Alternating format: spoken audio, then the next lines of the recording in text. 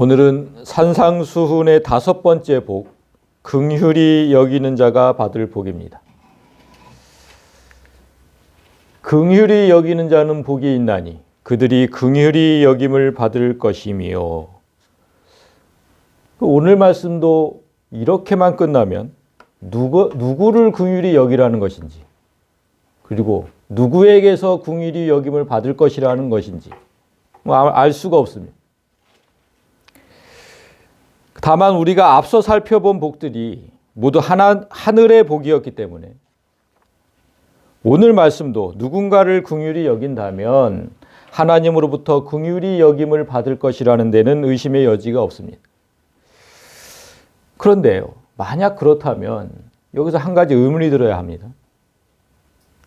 우리는 정말 하나님께 긍휼히 여김을 받아서 지금 모두 이 자리에 앉아 있습니다. 그렇지 않다면 여기 앉아있을 사람이 한 사람도 없습니다. 그렇지만 그 긍휼은 내가 뭔가 잘해서 받은 게 아니죠. 우리는 정말 잘해서 내가 여기 앉아 구원을 얻은 게 아니거든요. 그러니까 오늘 말씀처럼 내가 누군가를 긍휼히 여겨서 긍휼히 여김을 받은 게 아니에요. 그 모습을 가상히 여겨서 하나님께서 그렇게 긍휼히 여겨주신 게 아니라 나는 아무 공로도 없지만 하나님께서 긍휼히 여겨주신 거거든요. 그러니 긍휼히 여기는 자가 긍휼히 여김을 받을 것이라는 이 의미가 선뜻 와닿지 않는 겁니다. 이건 진짜 이 말이 지금 안 되는 거예요. 긍휼히 여기는 자가 긍휼히 여김을 받을 것이다. 우리는 그렇게 해서 긍휼히 여김을 받지 않았거든요. 그래서 긍휼을 제가 원어로 봤습니다. 긍휼이 엘레몬, 자비로운, 동정심이 있는, 그러니까 남의 어려운 처지를 안타깝게 여겨서 자비를 베푸는 것. 우리가 잘 아는 의미입니다. 그렇죠? 그런데 이런 행동을 한 사람에게 하나님의 긍휼하심이 주어진다면 구원의 기준이 매우 모호하게 됩니다. 왜 그래요? 그럼 어디까지 자비를 베풀어야 됩니까? 도대체 어디까지? 그래야 하나님의 긍휼히 여겨주신다는 겁니까? 그냥 불쌍한 사람에게 돈 한 푼 쥐어주면 되는 건지. 어디까지 자비를 베풀어줘야 됩니까? 그런데 우리가 그 힌트를 좀 얻을 수 있는 구절이 있어요. 정말 다행히도 어느 정도까지 자비를 베풀어야 되는지. 히브리서 2장 17절을 보면 그러므로 그가 범사의 형제들과 같이 되심이 마땅하도다.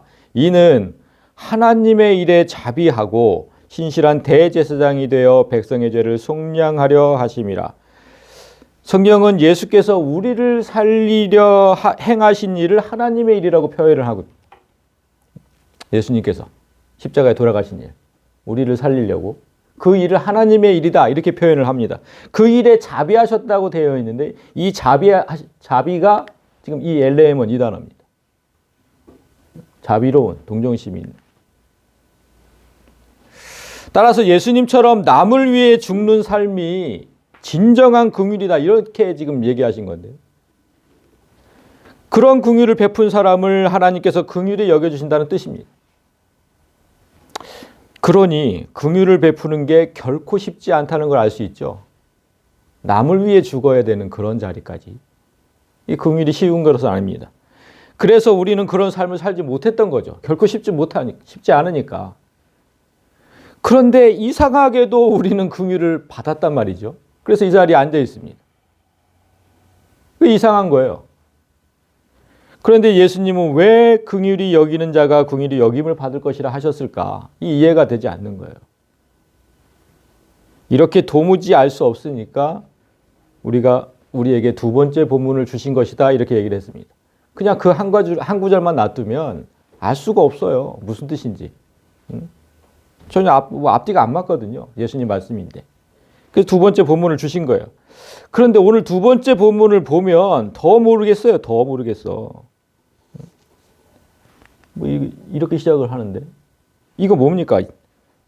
맹세에 대한 거잖아요. 맹세에 대한 거. 아니 맹세하지 말라는 것과 긍휼이 도대체 무슨 상관이 있습니까? 맹세하지 말라는 것과 긍휼 전혀 관계가 없어 보이거든요. 그러나 이런 난제일수록 깨달아지면 그 감동이 2배가 되는 거예요. 전혀 아무 관계가 없어 보이는데 이게 나중에 진짜 관계가 너무 깊은 관계가 있거든요. 그때는 이제 감동이 2배가 되는 거예요. 오늘 맹세하지 말라는 예수님 말씀 속에서 우리를 향한 무한한 긍휼을 발견하는 귀한 시간이 되시기를 원합니다. 자, 또 옛사람이 두 번째 보면 봅니다. 이제 옛사람에게 말한 바 헛맹세를 하지 말고 내 맹세한 것을 주께 지키라 하였다는 것을 너희가 들었으나, 자, 여기서 옛사람 누굽니까? 구약시대 사람들이죠. 구약시대 사람들에게 헛된 맹세를 하지 말고 일단 맹세했다면 그 맹세한 것을 주 앞에서 반드시 지켜라. 이런 가르침이 구약 사람들에게 주어졌다. 이런 뜻입니다. 구약 사람들에게는 이런 가르침이 주어졌다. 그 내용이 지금 어디 있냐면, 이 내용, 예수님이 말씀하신 이 내용이 어디 있냐면 레위기 19장에 있습니다. 너희는 내 이름으로 거짓 맹세함으로 내 하나님의 이름을 욕되게 하지 말라. 나는 여호와이니라. 하나님의 이름을 걸고 맹세해 놓고, 하나님의 이름을 걸었어요. 그렇게 맹세해 놓고 지키지 않으면 하나님의 이름을 욕되게 하는 거잖아요. 당연히. 따라서 하나님의 이름을 걸고 맹세했다면 반드시 지켜라. 반드시 지켜라. 이 말씀대로 예수님은 거짓 맹세가 되지 않도록,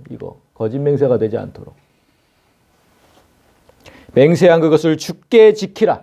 이 말씀을 너희가 들었다. 이렇게 얘기하신 겁니다. 이렇게 구약에서는 헛된 맹세가 되지 않도록 반드시 지키라. 이게 중점이에요. 반드시 지켜라. 그럼 맹세 자체를 금하신 적이 없어요. 맹세하는 것 자체를. 이게 또 보면, 이거 민수기에도 30장 22절을 보면 사람이 여호와께 서원하였거나, 이거 맹세하는 거죠. 하나님 앞에 맹세하는 거. 마음을 제어하기로, 내 마음을 제어하기로 맹세하였거든 파약하지 말고, 절대로 그 약속을 파하지 말고 그 입에서 나온 대로 다 행할 것이니라. 그냥 행하는 데에만 중점을 두신다니까요. 다 행할 것이니라. 맹세하는 것 자체를 금하시지 않았어요. 그런데 오늘 예수님은 그 맹세하는 것 자체를 지금 금하고 계시는 거예요. 맹세하는 것 자체를. 나는 너희에게 이르노니 도무지 맹세하지 말지니. 도무지, 절대로 맹세하지 말라. 이거 엄하게 말씀하시는 거예요. 절대로 맹세하지 마.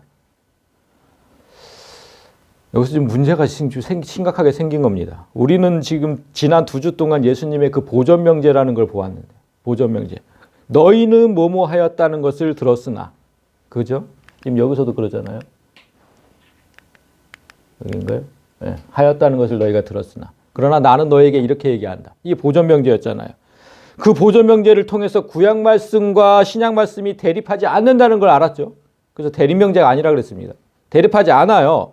살인, 간음 모두 영적인 영역까지 확대해서 해석하셨을 뿐이지 절대 대립하지 않았습니다.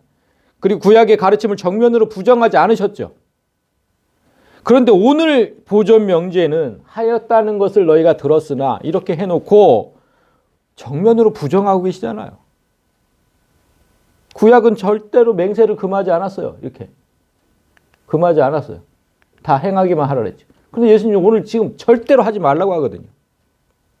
이 문제가 심각한 거죠. 이 명령이 더 심각한 이유는 구약의 하나님도 맹세를 하셨거든요. 사람만 한 게 아니에요. 하나님도 맹세를 하셨어요. 여호와께서 이르시기를 내가 나를 가리켜 맹세하노니. 분명히 맹세하셨잖아. 이 장면이 뭐냐면 아브라함이 이삭을 제물로 바칠 때 하나님은 그 믿음을 보시고 당신의 이름을 걸고 맹세하신 거예요. 내가 너에게 복을 주시겠다. 복을 주겠다. 내 이름을 걸고 맹세한다. 이렇게 하신 거예요. 이 말씀 이후로 구약시대 사람들은 하나님의 이름을 걸고 수많은 맹세를 하기 시작했어요. 이게 뭘까요? 내가 너에게 하늘의 하나님, 땅의 하나님이신 여호와를 가리켜 맹세하게 하노니. 아브라함이 지금 하는 거거든요. 아브라함이 종에게. 그의 종에게 하나님을 걸고 맹세를 시키는 장면이에요. 그리고 모세도 했습니다. 모세도 내 하나님 여호와를 경외하며 그를 섬기며 그의 이름으로 맹세할 것이니라. 하나님만 섬길 것을 하나님의 이름을 걸고 맹세해라. 모세가 율법을 앞에 놔두고 율법 준수 약속을 맹세로 받는 거예요. 맹세로. 이렇게 유대인들에게는 맹세는 약속의 신실함을 위해서 하나님의 이름을 걸고 하는 걸 허락을 했어요. 하나님의 이름을 걸었으면 반드시 지킬 거 아니냐. 그것 때문에 하나님의 이름을 건 거예요. 반드시 지켜라. 약속의 신실함. 그런데 오늘 예수님께서 이 법을 폐해버린 거예요. 그냥 폐해버렸어요. 절대로 하지 마라. 절대로. 그러면서 후반절을 보면 하늘로도 하지 마라. 이는 하나님의 보좌임이요. 여러분 우리가 맹세할 때 제일 많이 거는 게 하늘이에요. 하늘. 내가 하늘에 걸고 맹세한다. 이런 거 하잖아요. 제일 많이 하잖아요. 하늘에 걸고 맹세한다.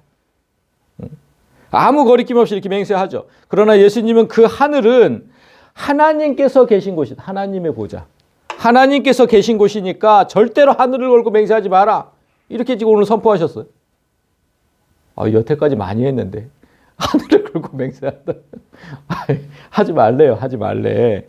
그리고 또 땅으로도 하지 마라. 이는 하나님의 발등상임이요. 예루살렘으로도 하지 마라. 이는 큰 임금의 성임이요. 그러니까 땅은 하나님의 발받침, 발등상, 발받침. 발받침이니까 하지 말고 예루살렘은 하나님의 나라다. 하나님의 나라니까 또 그걸 걸고 맹세하지 마라. 그리고 내 머리로도 하지 마라. 이는 내가 한 터럭도 희고 검게 할 수 없습니다. 응? 내 머리를 걸고 맹세하는 사람도 있나 본데. 그걸로도 하지 말래요. 왜냐하면 네 머리는 하나님께서 주신 것이다 이 말이에요. 하나님께서 주신 것이다. 응? 네가 어떻게 할 수 있는 게 아니다. 하나님께서 주신 것. 그러니까 그냥 어떤 맹세도 하지 말라는 거예요. 이거 걸고 이거 아무것도 하지 마. 그냥 맹세라는 걸 하지 마. 맹세라는 걸. 그죠? 그 뜻이에요 지금. 그냥 너희는 이렇게만 하라는 거예요. 맹세하지 말고 그냥 다만 옳다. 너희 말을 옳다 아니라 해라. 이에서 지나는 것은 악으로부터 난다. 그러니까 내 말이 옳으면 옳다고 얘기하고 그냥 맹세하지 말고 진짜야 이렇게만 얘기하고. 응? 아니면 그냥 아니라고 얘기해라. 어떤 경우에도 절대 맹세라는 걸 하지 마라. 절대로. 그건 악에서부터 나는 거다. 맹세를 하는 게 악에서부터 난 거래요. 이 심각하지 않습니까? 아까 뭐라 그랬어요? 하나님도 하셨잖아요, 맹세를. 하나님도 하신 맹세를 지금 악에서부터 시작된 거라 그러면 어떻게 돼요, 지금? 이거 진짜 심각한 문제죠. 예수님이 지금 너무 하시는 거 아닌가 싶은데.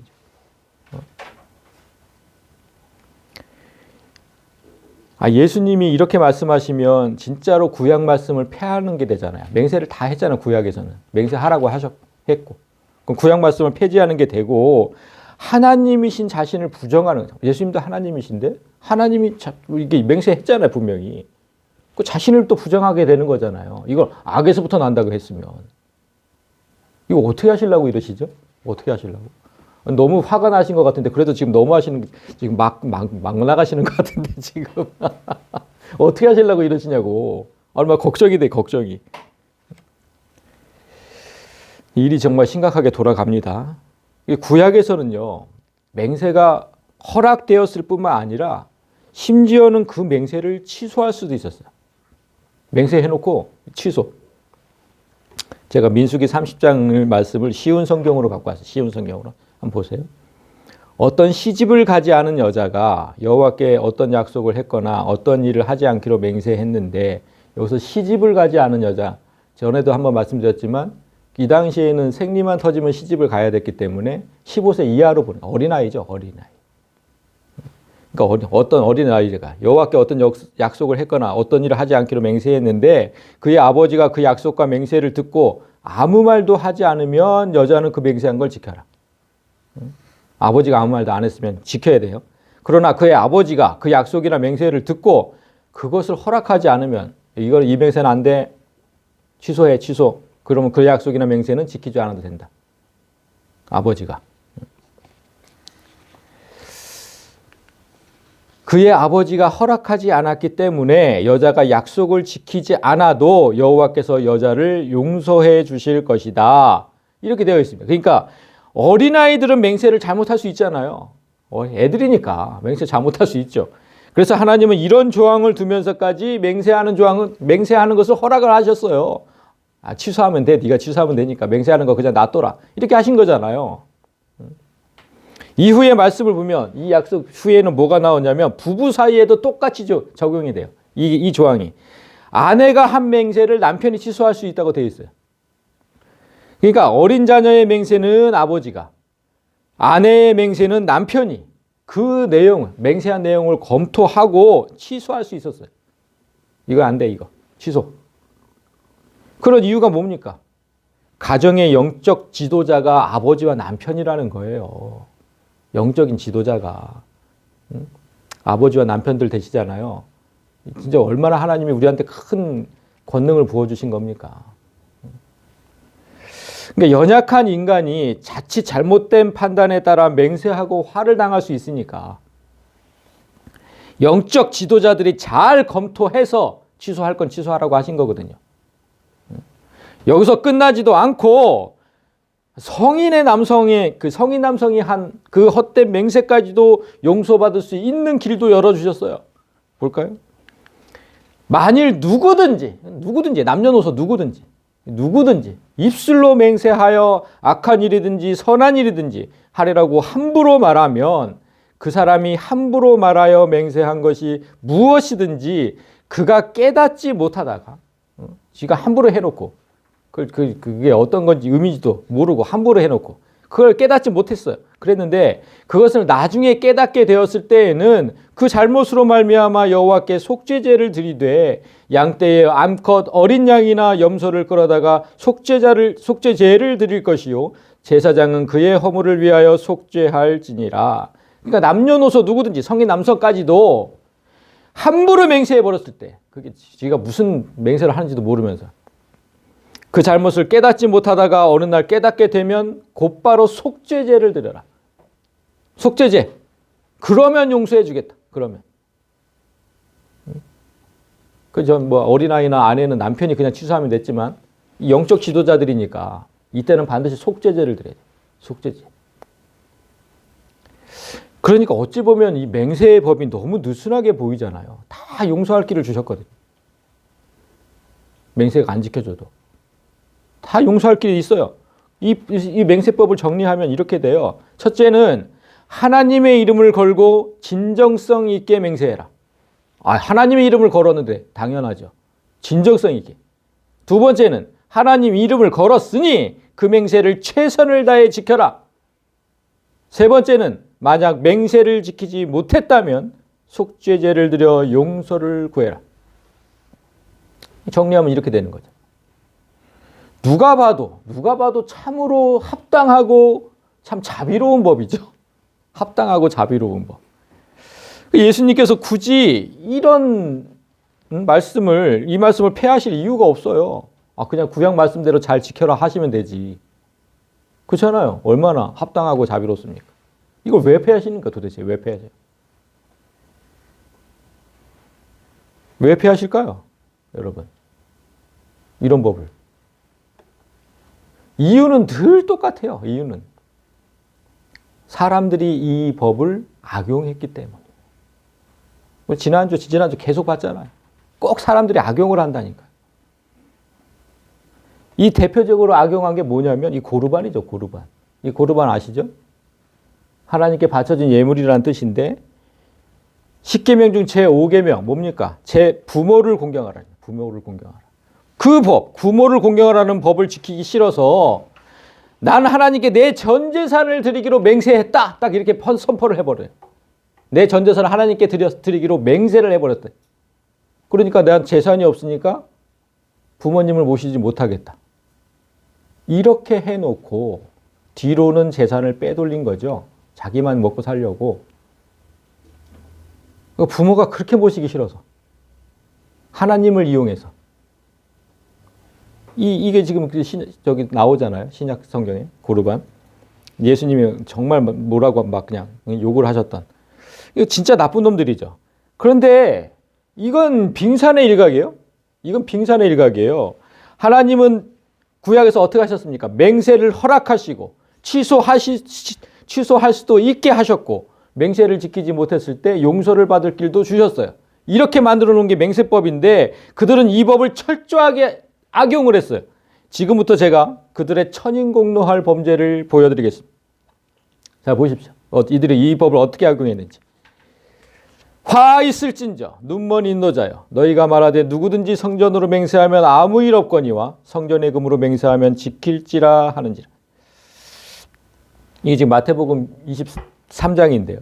23장에는 화 있을진저, 이 화 있을진저가 7번이나 나옵니다. 7번. 완전하게 진짜 완벽, 진짜로 화가 있을 거. 7번은. 이 맹세에 대한 질책은 이거 7번 중에 3번째인데요. 3번째. 맹세에 대한 질책. 이 지금 자세히 보십시오. 이 자세히 보면 뭡니까? 맹세한 행위, 그 맹세한 자체를 두고 뭐라고 하신 게 아니에요. 그게 아니고 뭡니까? 종교 지도자들이 맹세법을 잘못 가르치고 있다는 거예요. 잘못 가르치고 있다. 금을 걸고 맹세했다면 반드시 지켜라. 성전에 금으로 맹세하면 지킬. 그러니까 돈을 오늘날 말하면 돈을 걸고 맹세하면 반드시 지켜라. 그런데 성전으로 맹세하면 안 지켜도 상관없다는 거예요. 성전을 걸고 맹세했다. 이게 지금 종교 지도자들이 눈먼 인도자에 대해 있잖아요. 이게 종교 인도자들. 그러니까 목사가 그랬다는 거예요. 이 제정신이냐고 이게. 이 제정신일까요? 그들에게 돈과 성전 중에 무엇이 더 큰지를 확실하게 보여주죠. 오늘날 목사들에게 이 교회가 중요한지 돈이 중요한지 확실하게 보여주는 거지. 예수님이 그것을 지적하신 거예요. 어리석은 맹인들이여 어느 것이 크냐? 그 금이냐? 그 금을 거룩하게 하는 성전이냐? 돈은 속된 것이지만 그 돈이 여기 하나님 앞에 바쳐지면은 거룩해지는 거거든요. 그 돈을 거룩하게 하는 성전. 도대체 어떤 게 더 중요한 거니? 세상 사람은 당연히 금을 더 소중하게 여기죠. 돈을. 세상 사람이라면. 그러나 하나님의 백성이라면 당연히 성전을 더 귀하게 여겨야 하는데 반대로 가르친 거예요. 목사들이. 반대로. 그래서 예수님은 이들에게 실제와 허상을 구별하지 못하는 영적 소경이라고 하시거든요. 어리석은 맹인들. 실제와 허상. 이 세상은 다 허상이라고 했잖아요. 금방 없어진다니까 이제. 입긴과 같은 거. 실제. 이거 성전. 실제. 그거를 제대로 구별하지 못하는 맹인들이죠. 맹인들. 그리고 또 말씀하십니다. 너희가 또 이르되 누구든지 제단으로 맹세하면 아무 일 없거니와 그 위에 있는 예물로 맹세하면 지킬지라 하는도다. 이번에는 제단과 그 위에 드려진 예물입니다. 금이나 예물 모두 또 돈이잖아요. 지금 여기 예물도 돈이고 아까 그 금도 돈이고. 그러니까 돈을 걸고 맹세하면 지키고 성전이나 제단을 걸고 맹세하면 지킬 필요가 없다는 거예요. 그러면서 계속해서 맹인들이 어느 것이 크냐? 영적인 소경아. 어느 것이 크냐? 그 예물이냐? 그 예물을 거룩하게 하는 제단이냐? 참 세상의 돈과 하나님의 제단 대체 어느 것이 크냐? 세상 것이 하늘의 것이 되고 하늘의 것이 되는 장소가 제단이고 헛된 것이 귀한 것이 되는 것이 바로 그 제단인데 대체 어느 것이 크냐? 이렇게 묻는 겁니다. 그리고 계속해서 제단으로 맹세하는 자는 제단과 그 위에 있는 모든 것으로 맹세하는 것이요. 성전으로 맹세하는 자는 성전과 그 안에 계신 이로 맹세하는 것이요. 또 하늘로 맹세하는 자는 하나님의 보좌와 그 위에 앉으신 이로 맹세한 것이다. 이렇게 말씀하셨는데 한마디로 말해서 제단과 성전과 또 하늘을 두고 맹세하는 것은 모두 하나님을 걸고 맹세하는 것이다 이 뜻이잖아요. 그렇지 않아요? 제단, 성전.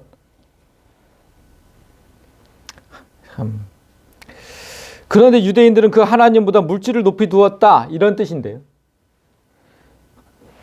그러니까 하나님을 걸고 맹세했다고? 그건 믿을 수 없지. 이렇게 한 거잖아요. 네 하나님을 걸었다고? 난 믿을 수 없어. 너 그거 믿을 수 없어. 돈을 걸었어? 그거 믿을게. 이렇게 한 거잖아요. 그 왜 그럴까요? 왜 그래요? 하나님을 걸고 맹세한 사람이 약속을 안 지키면 어떻게 돼요? 나한테 떨어지는 게 없어요. 나는 그냥 진짜 손해를 보게 돼 있어요. 그런데 돈을 건 사람이 그 맹세를 지키지 않으면 그 돈이 내게 되잖아요.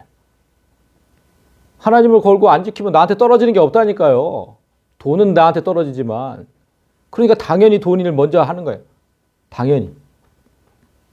오늘날도 마찬가지죠. 오늘날도. 제가 만약에 이 우리 교회에 무슨 진짜로 억만장자 부자가 있는데 제가 하나님의 교회 지향교회를 걸고 제가 약속을 드릴 테니까 10억만 빌려주십시오.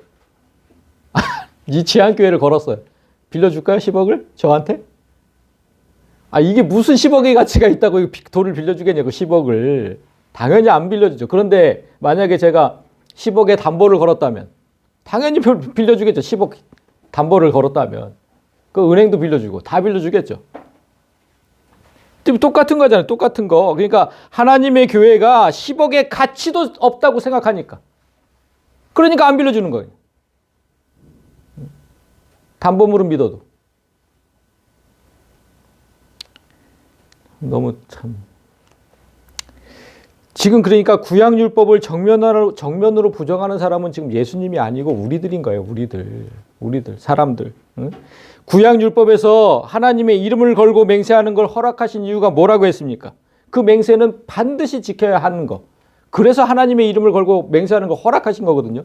반드시 지켜라. 그런데 성도가 하나님의 이름을 걸고 하나님의 교회를 걸었는데 그걸 안 믿어주는 거예요. 그건 안 믿어준다고. 반드시 지키라고. 그렇게 구약은 그게 이제 중점이었는데. 우리는 그러니까 우리는 하나님보다 돈을 걸었을 때 그 맹세가 믿을 만하다고 여기는 거예요. 성도들이 다 똑같다니까요. 누가 그걸 10억을 빌려주겠냐고 저한테 이 교회를 걸면. 그런 건 소용없다. 그런 건. 하나님보다 돈을 걸었을 때 그걸 확실하게 신뢰하겠다.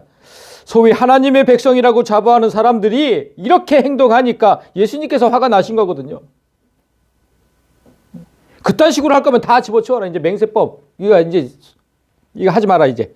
앞으로는 하나님의 이름을 걸지도 말고 절대로 맹세하지도 마라. 하나님께서 만드신 그 무엇으로도 맹세하지 마라. 그렇게 하신 거예요. 하늘로도 하지 마라. 이는 하나님의 보좌임이요. 땅으로도 하지 마라. 이는 하나님의 발등상임이요. 예루살렘으로도 하지 마라. 이는 큰 임금의 성임이요. 내 머리로도 하지 마라. 이는 네가 한터럭도 희고 검게 할 수 없음이라. 하늘, 땅, 예루살렘, 사람의 머리 모두가 하나님을 상징하는 겁니다. 모두가. 우리의 머리, 예수님 맞잖아요. 모두가 하나님을 상징하는 거. 따라서 앞으로는 절대 이런 것을 걸고 하나님에 관련된 어떤 것이라도 걸지 말고 맹세하지 마라. 하나님의 하자도 꺼내지 마라. 아주 얼마나 악용한 겁니까? 구약율법은 진짜 하나님의 이름을 걸라고 한 이유가 따로 있는데 반드시 지키라고. 그러니까 그냥 기면 기고 아니면 아니라고 말해라. 이제 거기서 더 나가서 맹세라는 것을 니네가 한다면 너희는 항상 악한 모습만 보일 뿐이다. 아까 그렇게 얘기하신 거예요. 그게.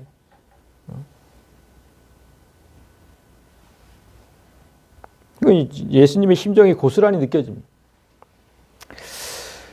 여기까지 예수님께서 도무지 맹세하지 말라고 하신 이유는 충분히 이해가 돼요. 진짜. 충분히 이해가 돼요. 그런데 아무리 그렇다고 해도 여기서 끝난다면 예수님은 구약율법을 폐하신 게 되죠. 아니 어찌됐든 맹세를 절대로 하지 말라고 했으니까.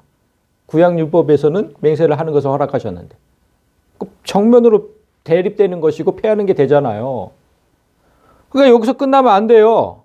예수님은 율법을 폐하러 온 게 아니라고 하셨잖아요. 완전하게 하러 오셨다. 근데 이렇게 하면 폐하는 게 되거든요. 완전히.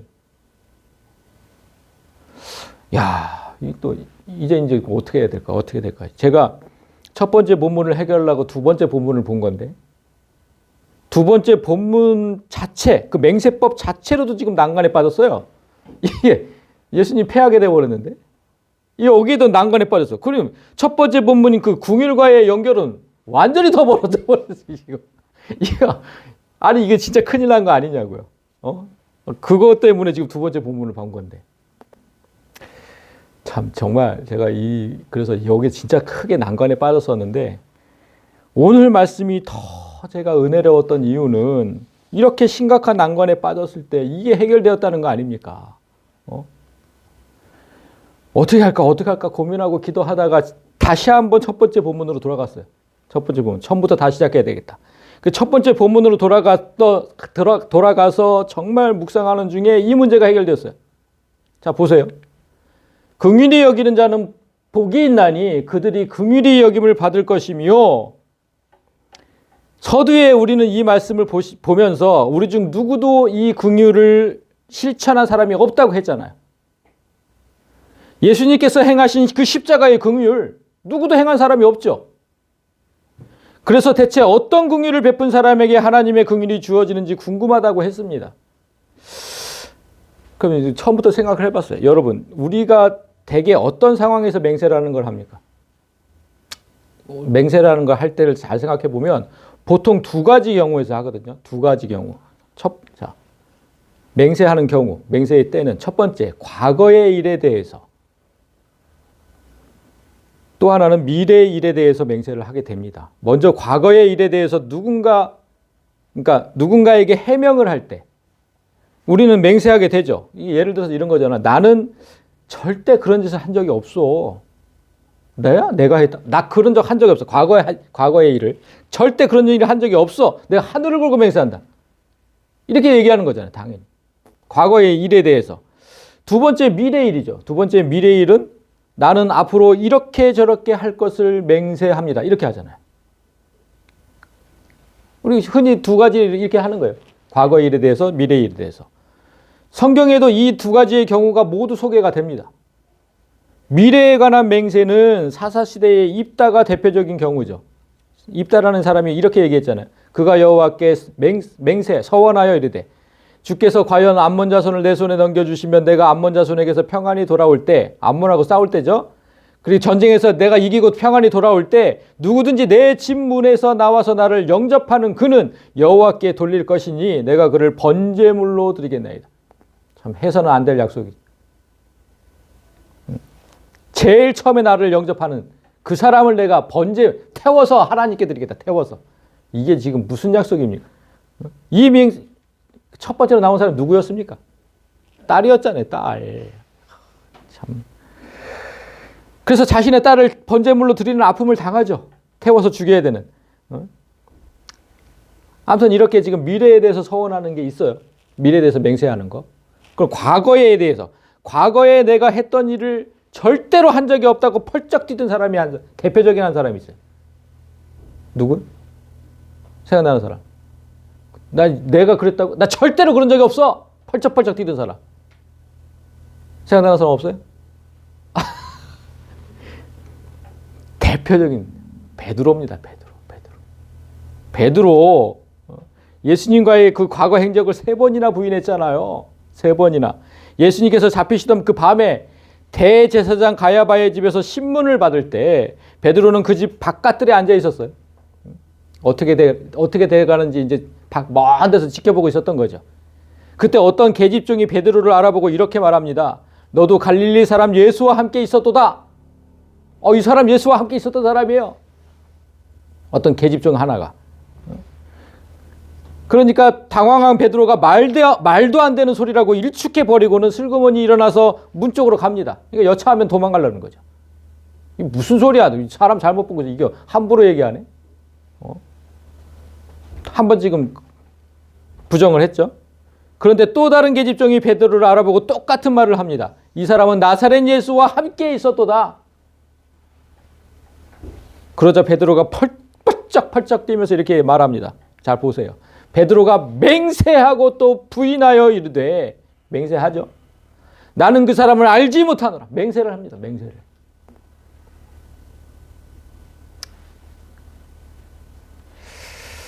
참 예수님의 수제자인데. 그러자 그 곁에 서 있던 사람, 이렇게 맹세를 했는데도 그 곁에 서 있던 사람들, 그 종의 곁에 서 있던 사람들이 합세해서 베드로를 몰아세워요. 자 보세요. 너도 진실로 그 도당이라. 예수와 한패다. 너 한패 맞잖아. 네 말소리가 너를 표명한다. 아까 갈릴리 사람이라 그랬잖아요. 갈릴리 사람. 여기 갈릴리 나사렛 예수. 그러니까 그 말투 보면 우리가 사투리 쓰는 거 보면 어느 사람인지 다 알듯이 그 도당이다. 같은 편이다. 이렇게 얘기한 거예요. 이때 베드로는 절대로 해서는 안 될 짓을 합니다. 맹세를 했는데도 안 믿으니까 베드로가 어떻게 했을게요? 맹세를 했는데도 안 믿어. 그럼 어떻게 할까요? 사람이. 저주죠. 저주. 그가 저주하며 맹세하여 이르되 나는 그 사람을 알지 못한다. 이거 읽으면서 제가 너무, 그러니까 예수님을 저주한 거거든요. 예수님을 저주한 거예요. 뭐 그딴 새끼를 나 그딴 새끼 몰라. 이 저주한 거거든요.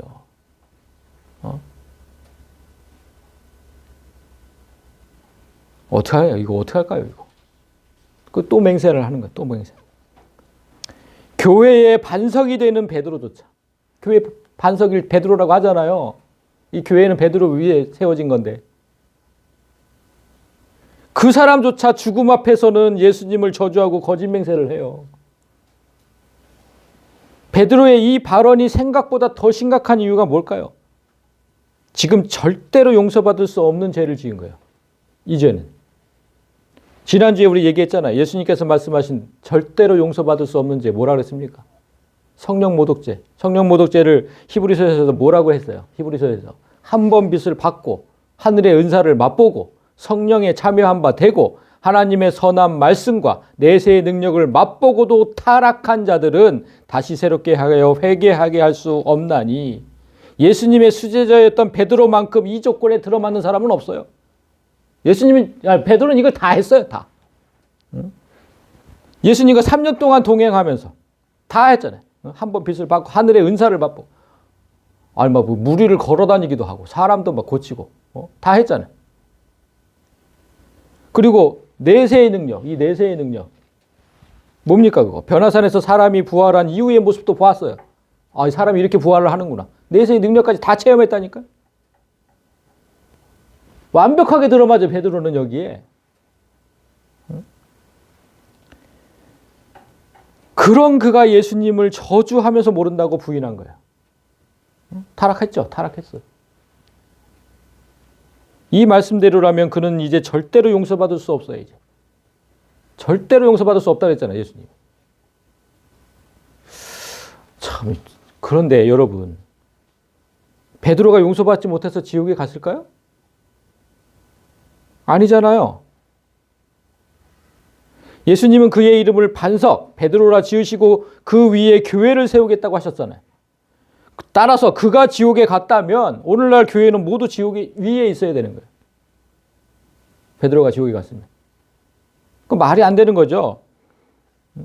그렇다면 베드로는 절대로 용서받을 수 없는 죄를 범하고도 어떻게 구원받았을까요? 어떻게? 베드로가 예수를 저주하고 부인하는 참혹한 죄를 지었지만 곧바로 통곡하며 회개를 하기 시작합니다. 닭이 3번 울었을 때부터. 거기에 멈춰. 그 통곡하며 회개하는 것에 멈추지 않고 결연한 모습으로 결단하고 나서는 예수의 삶을 살다가 결국에는 예수님처럼 십자가에 달려 죽죠. 그게 무슨 뜻? 남을 위해 죽었다는 거죠. 십자가에 달려서 죽었다는 거. 그가 그렇게 죽을 것을 예수님께서 미리 말씀하신 적이 있어요. 네가 젊어서는 스스로 띠띠고 원하는 곳으로 다녔거니와 늙어서는 네 팔을 벌리리니 십자가에 달려 죽을 것이다. 그때는 남이 네게 띠띠고 원하지 아니하는 곳으로 데려가리라. 포박당해서. 예수님께서 예언하신 이대로 베드로는 십자가의 자비, 그 긍휼을 똑같이 실현하고 죽었어요.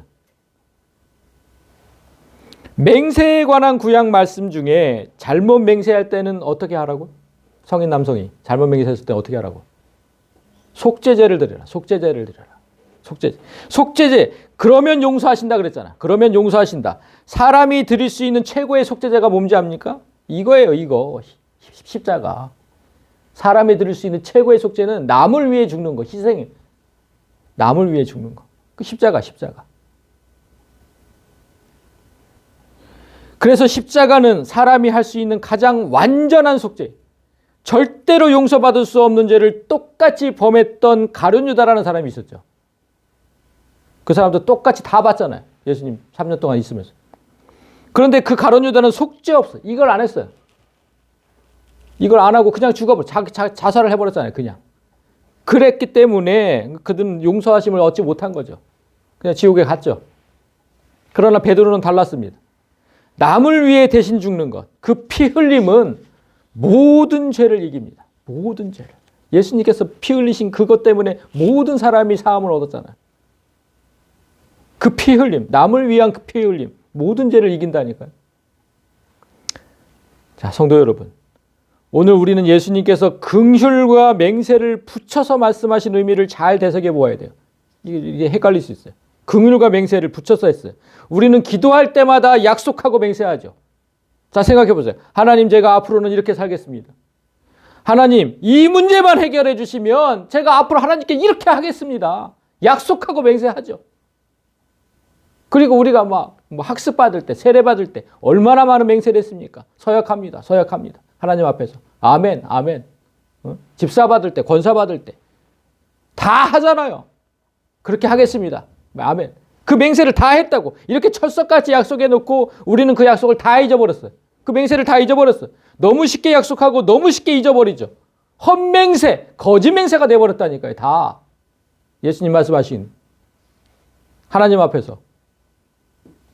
여러분이 했던 그 모든 약속과 맹세를 여러분은 다 잊어버렸다 해도 하나님 앞에는 그 맹세가 그대로 살아있잖아요. 하나님은 잊지 않으시니까 그 맹세를. 이게 문제인 거죠. 이게. 내가 잊어버리면 무슨 하나님 앞에 살아있는데. 그렇게 버려지고 잊혀져 버린 여러분의 맹세가 속죄제 없이, 이 속죄제 없이 그대로 방치된다면 가룟 유다와 똑같은 거라니까. 심각한 문제라니까. 심각한 문제. 우리에게 구원은 없는 거예요. 그런 사람에게. 우리가 깨닫는 죄는 회개하고 고칠 수 있어요. 우리가 깨닫는 거는. 그렇지만 이렇게 잊혀져 버린 맹세는 어찌할 수가 없거든요. 잊어버렸으니까. 그래서 예수님은 그런 죄까지도 짊어지시고 십자가에서 우리를 대신한 속죄제를 드렸다고 성경에 기록을 해요. 우리가 잊어버린 것들도. 그러면 거기서 끝납니까? 감사하다고 끝내야 돼요? 그거 아니죠. 우리가 할 일은 자명하게 이제. 그렇다면 우리가 할 일은 뭐냐면 이거예요. 이거. 내가 그리스도와 함께 십자가에 못 박혔나니 그런즉 이제는 내가 산 것이 아니다. 그러니까 까맣게 잊어버린 수많은 맹세에 대한 속죄가 이미 십자가에서 드려져. 내가 똑같이 다 십자가에 내가 달려서 베드로처럼. 응? 내가 그리스도와 함께 박혔다니까. 내가 그리스도만 박힌 게 아니고 내가 박혔다고. 내가 그 사실을 믿으라고요. 그 사실을.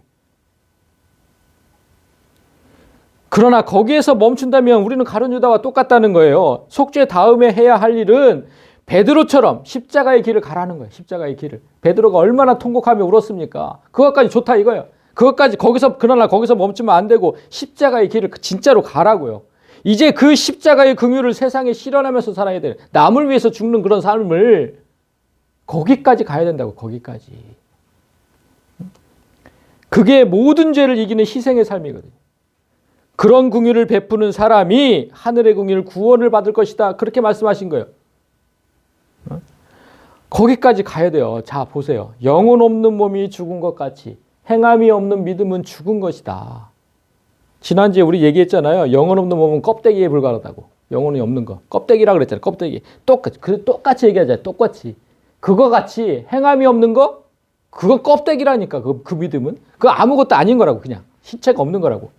그건 믿음도 아니에요. 그건 믿음도 아니고 아무것도 아닌 거. 그러니까 내가 말씀을 듣고 매주 말씀을 듣고 실천하라고 애쓰고 있는지 한 귀로 듣고 한 귀로 흘려버리고 있는지 제발 좀 돌아보시라고요. 이 껍데기가 믿음이 없는 거라고. 그거는 실천을 안 하면. 어떻게 그렇게 맨날 듣고서 잊어버리냐고. 내가 실천하려고 노력하는 건 하나도 없냐고. 실천하지 않는 사람에게 믿음은 없다는 거예요. 그 사람 믿음은 없는 거. 그럼 내가 믿음이 없으면 어떻게 돼요? 그냥 구원을 못 받는 거잖아요. 믿음이 없이 어떻게 구원을 얻어요?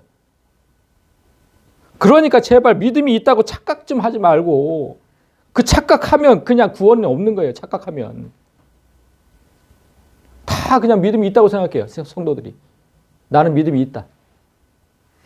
실천도 안 하면서 말씀대로 실천도 안 하면서.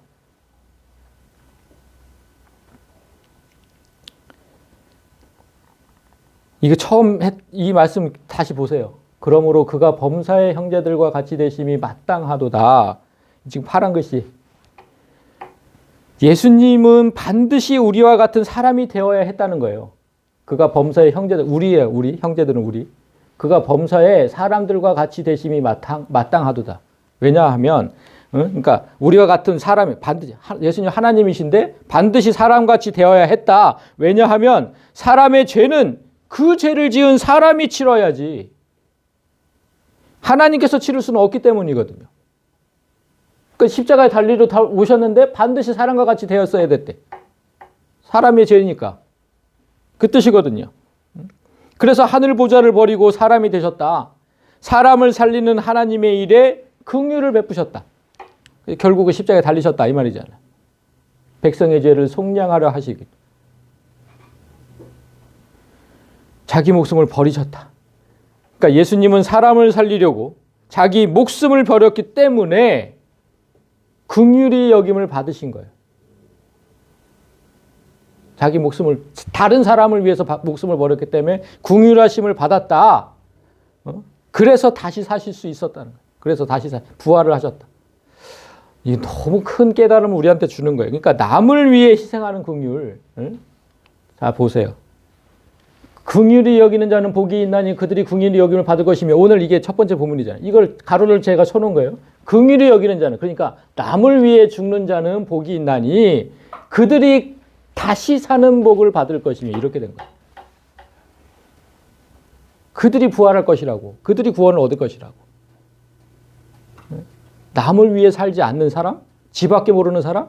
절대로 안 되는. 절대로. 왜 그렇게 쉽게들 생각할까요, 성도들이? 지난주일 복이 성령 충만이었다면 오늘의 복은 부활의 복이에요. 다시 사는 복. 그러니까 이 산상수훈에서 예수님은 너무나 큰 복들을 말씀하시는 거예요. 자, 사랑하는 성도 여러분, 여러분 모두가 성령 충만하여서 하나님으로만 내 안에 가득해서 내가 죽는 그 긍휼을 하나님이 가득하지 않으면 그게 가능하지 않아요. 하나님으로만 가득해야 내가 죽을 수 있어요. 그 내가 죽는 긍휼을 가족에게 실천하시고 이웃에게 실천하시고 그렇게 좀 세상을 천국으로 만들어 가시기를 주님의 이름으로 간절히 소망합니다. 아멘.